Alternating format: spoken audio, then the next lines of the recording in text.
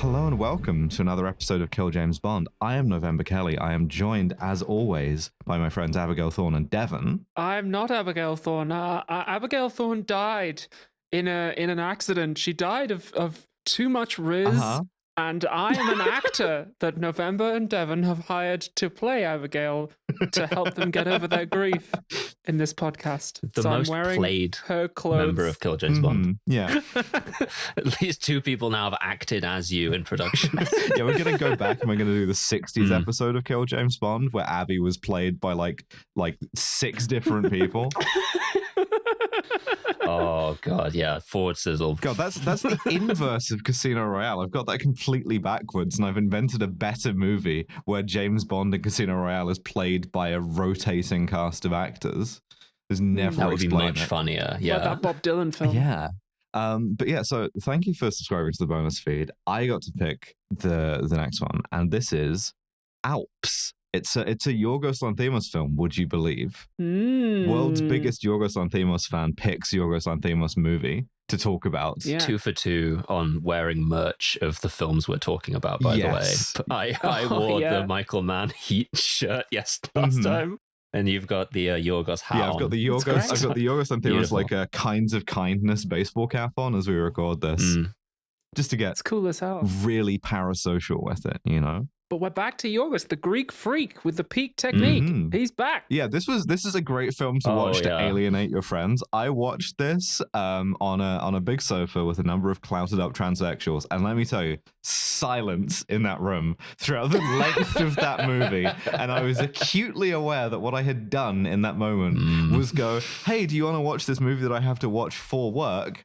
And subjected my friends to like a 2-hour pretty difficult watch. This episode of the podcast can be best understood as you attempting to explain yourself to them. Yeah, and you, right? Because like I made you both watch this, and I quite liked it. I had some I actually had a really good time with this. It resonated with me quite strongly. I had a lot of thoughts about acting and the business of being an actor. That it really sort of made me reflect in a very powerful way. So thank you for showing it. You're most welcome. I thought you would get something out of it on that basis, and I'm so glad you did. Because it is a movie about acting and about sort of parasocial relationships and parasocial relationships. Some things in here don't react well to stalkers. And about substitution, right? One of the things I'm maddest about in the history of cinema is I read an interview with this guy Vasilis Mamatakis, who designs all of the posters for Yorgos Lanthimos' movies. And they asked him, like, "What did you have any ideas that you didn't get to do?" And he said, "Yeah, the original poster for Alps was going to be a photo of Everest with the title Alps on it, and no one would get it. Once you've seen the movie or once you've had it explained to you, it's a really beautiful idea, but like because it's too deep of a reference, it doesn't advertise the thing, so they wouldn't let him do it." We can put that as our episode art. We can have that a would picture. be very funny. Yeah, we'll do a picture. Yeah, no, everyone would be so mad on Twitter for like weeks. Oh yeah, weeks. This is another one of Yorgos's like early movies, still with like Greek actors filmed in Greece. He hasn't made it to Hollywood yet, and it's kind of a sequel to Dogtooth. So if you haven't listened to the Dogtooth episode, I recommend going back and watching that. Because Dogtooth is kind of like about breaking out of a sort of like a system, whereas this is kind of the inverse, like breaking in, right? It's from the outside in. But they're both films about like love and connection and the kind of forms that takes and the ways that can get distorted. Let's dive in. Yeah, by all means. So we begin with Carmina Burana. You know the music, right? So like cliche at this Fortuna. point. Yeah, exactly. Yeah. And there is a woman doing rhythmic gymnastics in an empty gym to this. It's sick as hell. Like she does ribbon twirling, and it's amazing. With a black ribbon as well. She's got the ribbon. I love the ribbon so much. And she does this set to this and is exhausted and sort of like panting for breath, sits down on the mat. And her coach comes up to her. This is another thing, right, about this movie is you can summarize Alps unkindly as Yorgos Lanthimos gets a reverse shot wrong for an hour and a half, right? Yes. Because one of the things that he loves to do is like shoot something over someone's shoulder and then slip the focus back. So whatever is like, you know, in the center of the frame is out of focus, and what's in focus is the back of the shoulder. Yeah. To convey sort of like alienation, separation, sort of like viewing something out of focus. Yeah, he does a lot of things. Well, like people are very isolated in the frame. People have like parts of their bodies cut off by the frame that you wouldn't expect. There's another trick he does later on where normally if you had an actor who was looking towards the right of the screen as the audience sees it, you would place them on the left. And so they would have the actor's head on the left of the screen and there'd be some empty space to the right.